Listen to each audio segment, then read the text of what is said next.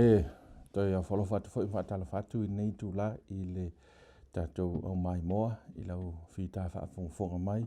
Whela walo e maua mai le whaasala launga ia ma le nei fo I ala ata o le Hope Channel American Samoa. Whatalo whatu ia tu ele soafa manu malo Iesu Kiriso matali na marififia oi. Ia tatou te Tala noa whaatasi Faasoa le whionga le tua ia whaatasi mau ona nei. Talo whatu foi I ona le tua I songa mtangia, songa whaafenga mtangia, talo whalawa, ma se foi ia songa ia Chris, ia, talo whalawa Chris, ia.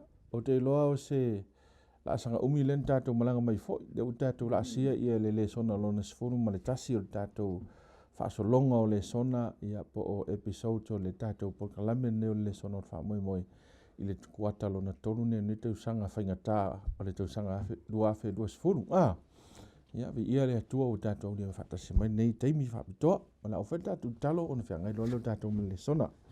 Le tua whaatai lau a whionga o le o loo vea lava lea masuri o mātou vai. Mālame o mātou wala. Ina ia whaamanino e pele atua lo mātou o langa e tauna iai. Le ola mo le mau mo oe. Ia ai maisel whaola ina o nisi mo lo malo. Whaamanuia mai la mātou Faasoa ia vi ia ilo suafa. A samnianga mo I mātou umala whaatasi mai o mai mo mai I lo lava suafa Iesu. Amen. Ia, o le autua tatou Lesona sifuru ma le tasi nei o whaautuina o le Faasoa atu leo le Tala e whaatau ia Iesu.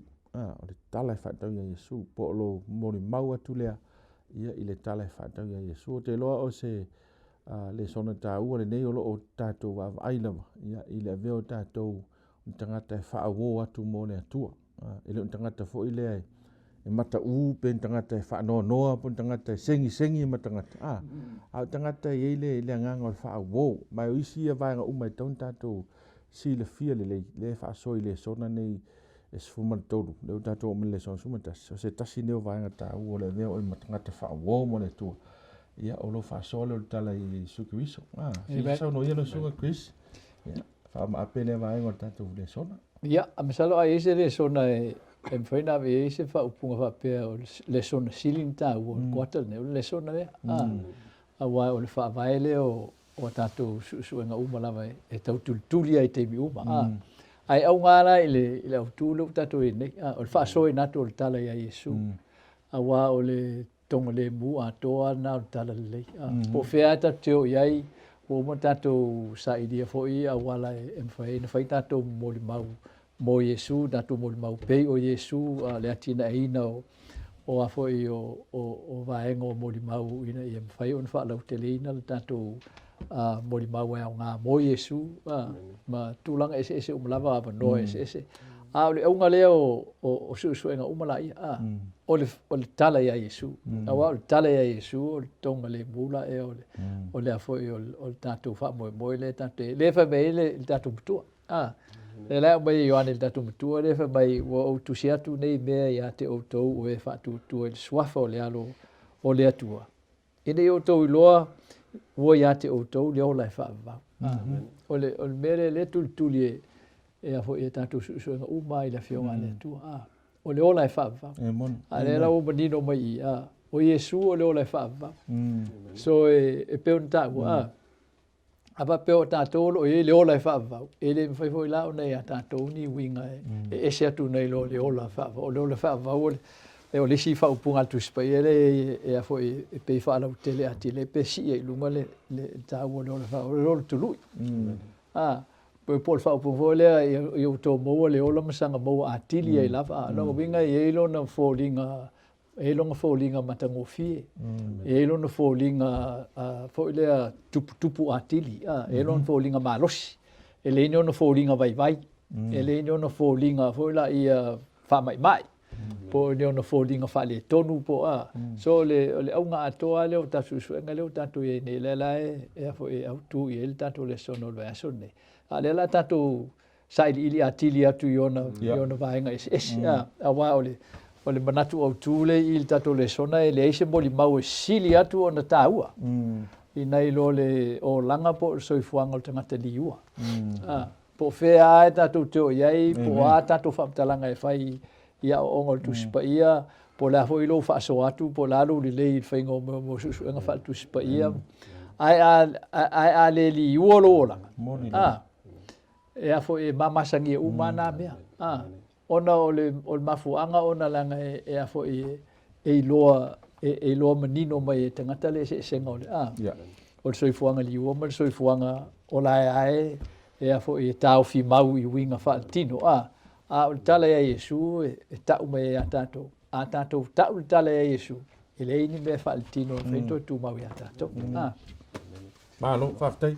Ia, tau o tele le vanga ma a matalo tātou le sona na sau noai lo sunga Chris. Ia, e leo se mea fo ile e na on tātou moli mau le mele whai. Po se mea fo le wana o se peo a o onga I tono puta onga. E na on Faasoa information. Faasoa atu ia upu. E le ai o le mele tala noai tātou o le Faasoa atu le ngata o le olanga o Iesu. O le olanga o Iesu ua tangia mai tangata Faasoa. Mani. O le tāua I o le vanga na, ia lau sunga mtangi asi I sao noa I le whaavai o le tātou moli mawatu. Ia po o Iesu o le whaavai neo ni o le soifua moli mawatu. Tāua te lele vahenga le. Ia te au le Lesona o le nefoi vai aso e whaiasi le loko. I lona tūlanga pe o lena sao noa I le sunga toina. E o I pe o leo Faasoa mai ma whailoa mai. O le finangalo le tua e tau on tatu atu whailoa atu lon finangalo. Tala I mamoni mau. Ai ili Lesona lea. O lo o kama whai pe o lena e sao noa. E mangua lea se winga o lo poko e Faasoa. Le se winga o lo malama e whaatitau. Le tala lei ma le awale te Faasoa ai. Pe a whai e le isuia lo olanga. E o le Lesona o le sapati nei po le veaso nei o lo tatam whai e au ili nisi o ai inga. Whaavai e a foi. E anga wa ai tātou mole o atu e Faasoa atu finangalo le tua. E pe o taimi nei e o ai a tātou nisi taimi. Pe folinga mau kako ilo uma o le requirement. E kakau ngau. O nga kako so o ngau a lea. Male au ngō mana kako malama. E ia inga. E mawhaiang kako whakingo. Al mea mō ia o le fisiri. O kalia le kua pele ai. Ia o lela tatu o le vai ili ni so vainga taua. Pe o le mele ile le sona le vainga momo le sona whai mai o Iesu le whaavai o lo tatu mo le moatu. O le mea piko siria lea o nga mga o mia mai kau o nga malama i tangata umalawa. O e o atu e Faasoa atu le fionga le tua. Ia lako I loa o le whaavai o le moni mau atu. O ngā o Iesu. Le ngaka o Iesu o le o ngā kong o le whiau. Ai o Iesu e mo o mia e kakau o ngā suia le tangata a whiau before. E lei e prepare inga tangata a whiau before e leia. E lei alwatu E le mauna e mai nai le tusina e feso mta o lua. A mata mai lawa le mo se o le sifuru te lola o le whaitawina na o toto atu nai vahenga tāua. Whai mua le tano mai whai mai naoti umai tātou I lea neo leanga. Ia au tātou iei ana mua. Maleanga sala. Ia, maleanga sala. I whai pue lua whai mai ngako woki, ngako wola I tū ale lalolangi. O tū ale lalolangi o leanga sala, malea meo leanga. Ia, whai mai le whai pue tolu. Whai mai na whanaua I tātou, mata ua I tātou le whanaua al toa saa. O le condition ngā sai ai tātou before tātou te lei mawaina Iesu.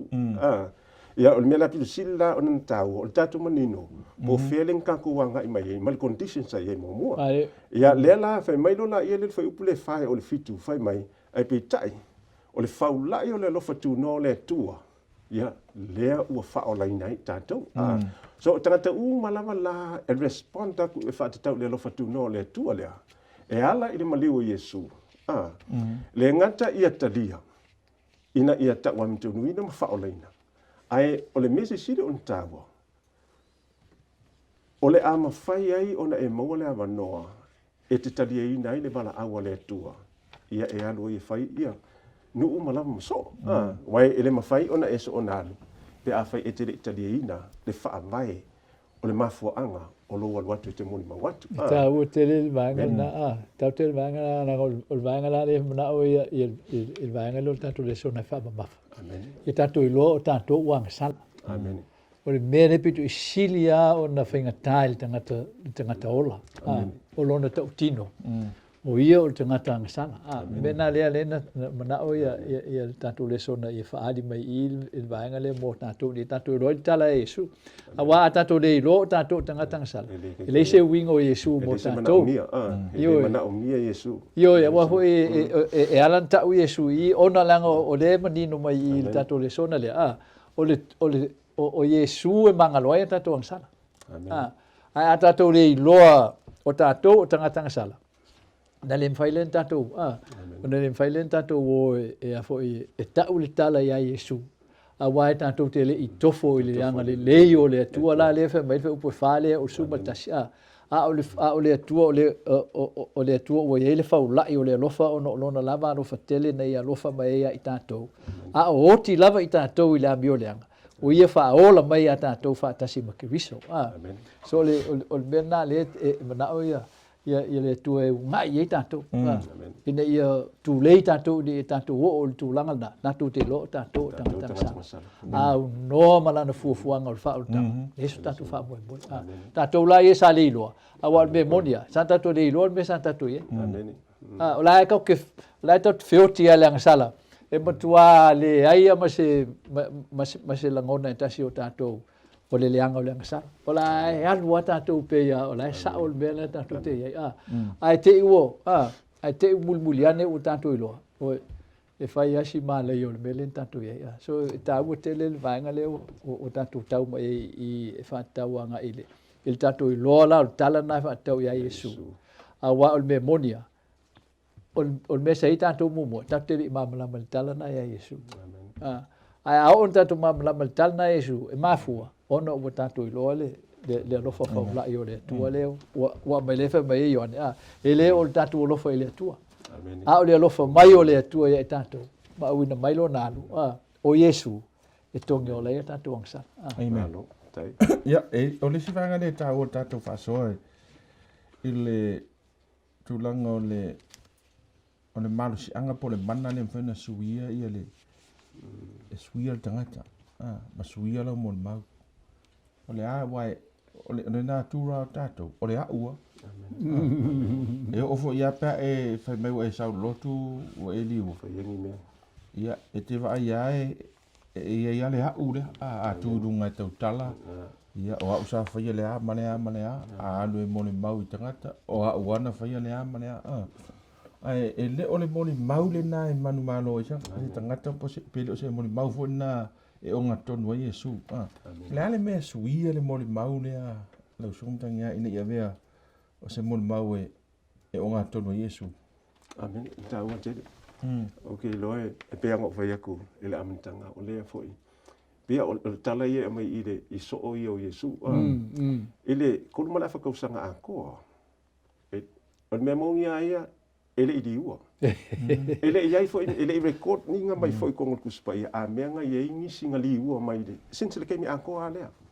Ai inga ua maliu Iesu ma koe ku la Iesu pe o se o le major event ngai la wali ia. Ngalako wha maongi ai.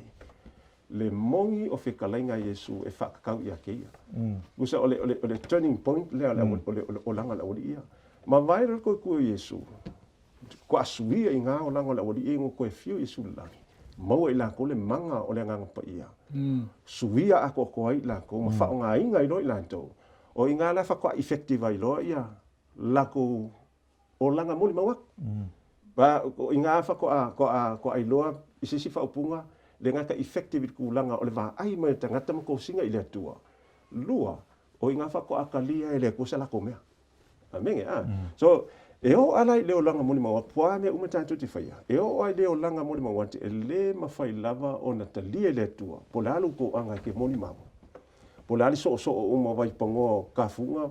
Ia po fea lava se mea vai pango ke uru whare iai. Ma whaasole upu. Ai a whaia e le suia e le akua o kako o langa. Pio me lenga e kaukisa ngō mai ai. E ke le i kalia inga le menga whaia e le kua e ala i rongalo. E ke le iloa inga le kulanga o louka ngaka o oil ngaka ngasala. Ma ele mga umia inga. Ele mawhai lava umfo inga le tua i ate oi. Mai ele yei fo se yearning i ante oi o komekia.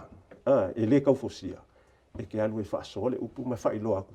me ke kele ma mele le o sa ni le tu mo ka ko pila o langa la uria o yo a kopo mai foi mo yo ngi fe ngo ku Samaria ole ingo ko ku nga Iesu o aku ka penga le ko fio Iesu le lang ai o ku ia kuli lo Iesu le se woli ave fe au ko ka penga mai ai o ku ai ke enga mai o ia ko sui lo la wala ai fa no le kala la udi me ka ke lo o fa ia le ke min ko Iesu le ke mia le pa ai fa me fa kala la udi so le ri e ke manga o ia mako fa ia se afi sa mo le langi ia fa umati ai la to e pe on fa e dia ame fe kai ngo le kali ia Samaria le la ko aku le ka pengal ko fio Iesu le lang me mai lo kala le Iesu e ke le fa kanga mai mako ia mako kalo le ku ia sau se afia fa mo kia la estila o la ia ia o langa malangonga ele i heal la le wound le o le loko o kamai ka ua mai ku spa ku singa o ma rekom tau pe tolo fo ke suma fiku a me fa ingo e kanga ko o fe kikidi o longo mingo kanga fa lili mai ke kami masui le alanga kangi mai e pikai inga wa ko ku Iesu ma wa fio mai fa o Iesu ma wa fio mai ngang pa ia ma la ku kalia le ngang ngang pa ia fa mai la inga wa ma vai aku ke me la ko fio Iesu ai fa nga inga le ku mo ngang wenga fa mai la inga ku sia la yo angi ia ku si le ia fa punga nga sa ngal mo mo le yone mta upe o le result le o le menga fa ia le tua inga ua tu ina tu mala tu tali ato to va mai lo le mo le yone mta pe fa pe fitu valu masu mal kasi fa pelon fa tawina va mai le au pe le ia ta to fe alofani awa mai le tua le lofa o ilato uma foi o e alolofa ua fa nau mai ilato mai le tua ua ilofoi e ilato le tua awa o le tua o le lofa lava ia le au pe le a fai ua fa pea ona lofa mai le tua ia te tatou e tatau wai ona tatou fe alofani amiga vai le suinga mai le fai upu le fam kalanga mai Iesu e ke le kawi masui ko mai ma ku fa kalo le ko ia sau se fi sumai but ili nga wa mai aku le kai nga ko fio Iesu langi a winga mai lo nga pa ia fa nga lo inga kalia le ori ia vai le suinga le ko langa fa mai lo la ia e ka ka wanga ku fer fang e fi ka inga ku singa fa punga le isa mai ile fa nga ngon tu pulanga a le tu la lu suma lo fa mai o le fa nga ina o le pule fa malosi e fite na i mal tu la fon fa vai o le malo le tua mai e nau lava o ia wana ole au na lava i le lofa ma ole lofa e le mafai ona polo inga e le mafai ona malo i le pule fa malosi pai mai wana ole lofa lava e fa ngua le lofa ia lo na winga o sisi fa upunga ia se i vanga nga lava e le mafai on kule ia ka ko se fosi ka ko ke fa ngan wenga le ku ai pikai inga ua mau e ka ko le lofa le ole tua e o komekia ka ko moli mau ako fai lo aku fina o pulanga ho le fa nga Ioane i e fa Tala mai e la le swinga la e ia Ioane wa le so o sin la trata ia Iesu pe o Ioane ai no tusi la Ioane tusi o le Ioane mo lua mal tolu ma tua ali mai lava le ma losi o le lofo ke riso le na vai le fa mai Ioane o le me matou na matou va ai ma matou fa longo ai ma matou tango ai o le ola e fa o qua matua i tali tonu ai Ioane ilana mata malana va ai le soifu o fa ola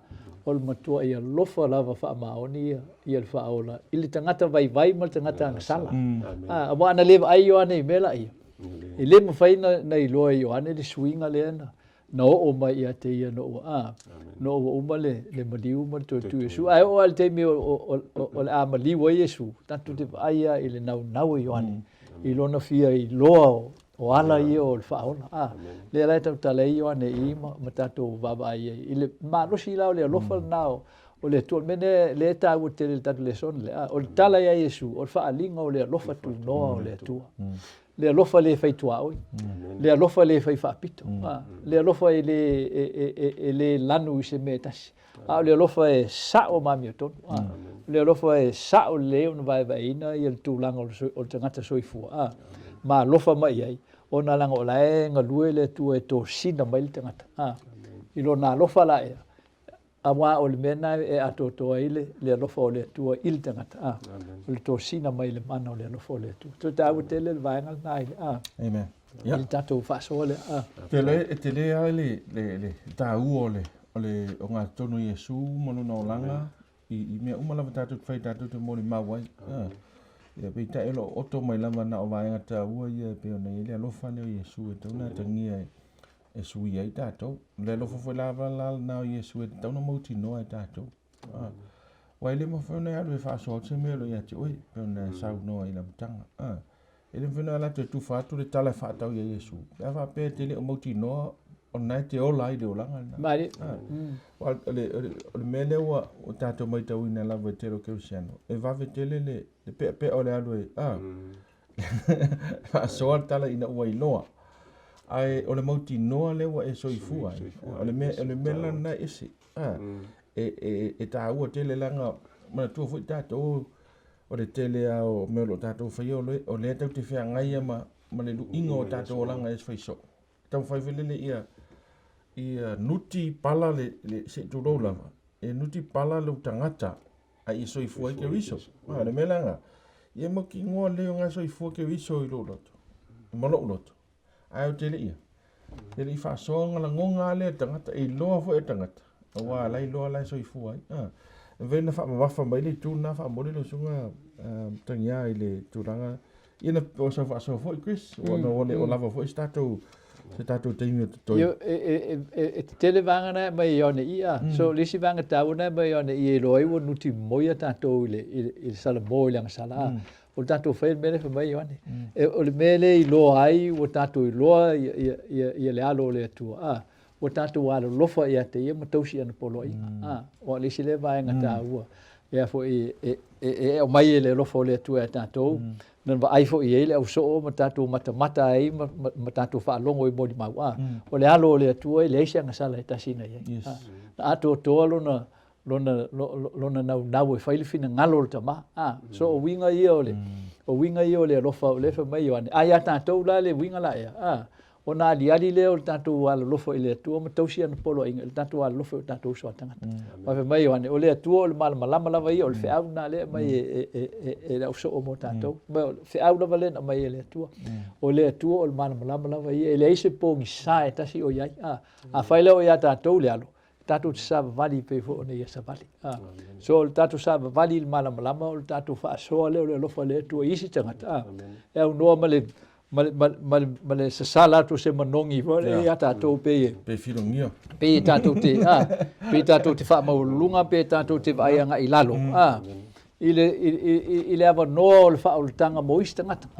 ona o le memo mo tau tupu ya tatou o tatou lo ana le ise ava no ana le ile ava no le loftu no le tua ile mo e a unei le fa mangalo ino le sala ma le loftu no le tua e mo momo le loto ina i mafaila ona au le mo momo le loto na ile lofo ile uso atangata ya e amata i tono lo ai mena le ave e tatou le tau ngol tala le ya Iesu e le fa nga Iesu i ona so e mo io e tau tala ya Iesu a tangata mo muan tau fa nga Iesu tau tala Iesu o tangata na tutuli ya Iesu te mon o tangata fa malo lo Iesu yo la to ma o tangata fa pena te o tuitia mai umana na fa malo lo Iesu tutuli ya Iesu te moni sa pule ai ia o langa o li mata mai tai a o ila toa na fa Iesu o la ia tau mea te tele o fai le tua ia te o to mo o to ina ia tau to ile lo fo le tua so o va ngana ta ungol tala ia Iesu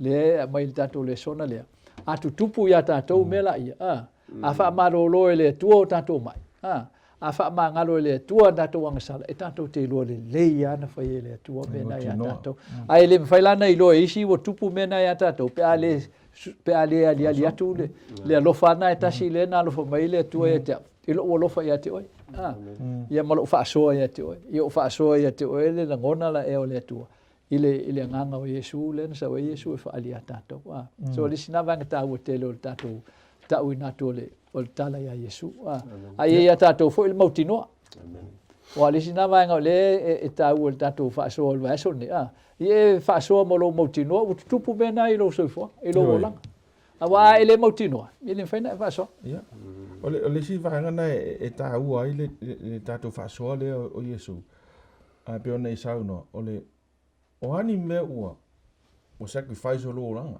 o ani me ua o tu ni mea sa fia i ai ni mea sa pele i ai a le ua wa i mai tangata wa e tu wa le o fai unga na tatu le son o le va ainga ua va ai e tangata ole ke le ale swinga le o le ua o yese mea sa e fia o le koe fai e kalu Iesu ia se isa wane tau na tu ngamu okay longa le konga le manga oi ia Iesu ka ka ko fai prepare mo le nga luenga pe anga ko kala ngoi ele mfai nga iso nga pe a fai e kele kalia inga e kele i olai ma Iesu ai se fia mul mai ai kia ia mo sa tu fa fiki ia ke au ko su sky ia ke ia ia mo sa ko le nga ka ole ale winga ole me ole amo sa ko o longa winga e kwa require le ke le sacrifice ole mengi o ku ole ngasala kinga yes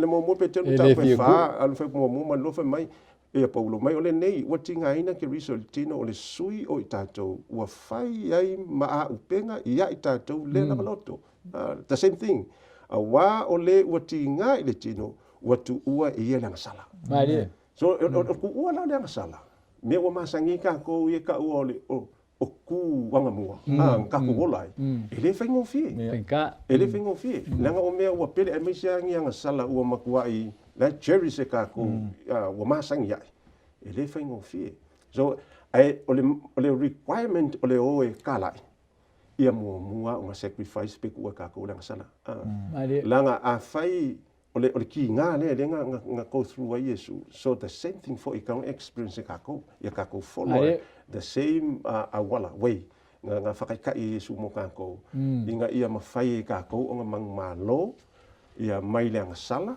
mai fa salanga le sala mai le malosi le sala ia mali ia le sala pe afio mai Iesu aka ko vola Faasoa ia e mulinga fo ingi sa o isi fa Samoa e mulinga ngi foli ngi odi o longa winga nga fa upunga e kele inganga ku a ko singa kanga ka ia ke oi o kelo ya wa e lu ia ke au la nga o ke fifi ke le mel Faasoa e lu ia ke o ki kilo pe mo vai ia ia e se fa upunga pe au ko ki kilo le ia a fai o ke le sacrificing ke le mea ia e fa la bel la sa valinga fa le nganga e si le ku e si le au ngi o wan kala le nga mo kai milanga le mangingo ole le so anko al verso ngi ole fa makala mai ia inga o lo wal kala mai ale fai Iesu se va venga i lo langa pe fai i o langa ole wali ngo ki ngo ke mongi nga umanga fai fa me kala Iesu wal asia mo ki ngo le Iesu o lang fa malolonga e o fa kasi manang fa mangano mai ma me Iesu currentia wa nga va ke ai venga va na kaika a fai ala ka kele i loa ili fa mangano inga pe la ingi nga sala ili fa mangano inga wa ole me mong ia ole so se ke mia ka ki fai na pe ki pe kele e consider ka ikol ole ka ki o ki fa nga ele ma fai nga anu se o ki fa ole se o ki mai e ka nga o ka ko mala mai e ka fa sulu wa ku mala inga i mo fai o fa ole inga tata ya ki wa ia ole kele ia ole kulanga ole koe ia serious ya kaika la ko ngofo le ila mo ko ma fo fa ka penga sa u before ka kele la ko fa so aku ma de fa tai mo malo ya te luanga ya fo e fito ia mal tanto ma le fa o mal tanto le so ne medical tier lo fe produce food o fa sa to ina fa tasi ma o keriso ai o te le o to ola a o keriso o lo ola i tonu ya te o le ola fo i o te ola i nei ile tino o te ola i lava i whatu tua i le alo le tua. O le nalo whamai e te ma fo ina mai o ia e whai mo sui. So te le whaupunga paulo le i. O le matua oti whaasa o le tangata tuai. E na o ke riso ai ma whai o na suia le ola la e o na fōlinga fo i lana. E matua malosi I le mwhai e se menti nei le lofo o le tua. Ai e pa wal me 20 nele ro le tua le Ai o na whaasa tōru wha testa tōmu ke riso. O na le toi ola la i o le tangata tuwaila ai ola ke riso. A ola na ola ke riso. Ia, o le mana na o le atua e tō sina i tangata i le whaotanga. Ma te lo le ali na o le whakerusiano. Amen. Po alo fai mai o kerusiano. Ale va ia o tiro tangata. Ai soifua i ke riso. Ia, o te ngā moni maula nā moni mau pelo. E se tala e mai ia. E te tau ia tātou, ma lava po wai lava tātou, po wai lava o toi ina fai fai au. Le fai longa ina tātou, o le mea upito i sili e lo ai, ua ola ia ke wisa ia te oi, ua whai o nei whaasata roina lo le au lea. O le tangata lea. O tui te nonga mama me sa e masani e whaalawe lawe ia te oi. Aua e soifua e peia, soifua ke wisa. Mari. Ia whamanuia lea tua le ola mo le mau o tātou e masifo ia. Ia o tau uma o e lo whaafonga mai tātou uma o e ua talia Iesu e vea mo whaali ma whaola. E te taun tātou mo le mau. E mo le mau le nā. Ia ua le toi eise mea e tasi whaalawe lawe e lo tangata i lo wā ma ke riso. Mari. Whamanuia mai ne tua lana upu o mwhaiona na Faasoa i nei fo i tū la. Whamanuia le tua i lau whaafonga mai ia me se fo ia tāpo inga. Ia, mo fo i le soifua manuia, ia na o nei, o altu soso oino tātou polkalame lumanai, ala koe tātou talo. Ia lau fio ta mai nei fo i Faasoa, mātou te tu ina tu ruma le tua lau upu, o lau fionga na folofolaina, ma Faasoa ina, whaamone mole, ia ua nei pa ufua le tua lau fionga, ia veo se fatu e pa u le lei, o lātou finangalo mwha moe mo mātou loto. Ia vei mātou le tua o ni suli o lau mālo e tupu lau o lola, ma tā lau. Ia awale whaasala lau ina o lau finangalo. Whaafetele le tua lau whaafonga mai ma lau mafta mai. I lau lava suafa Iesu. Amen.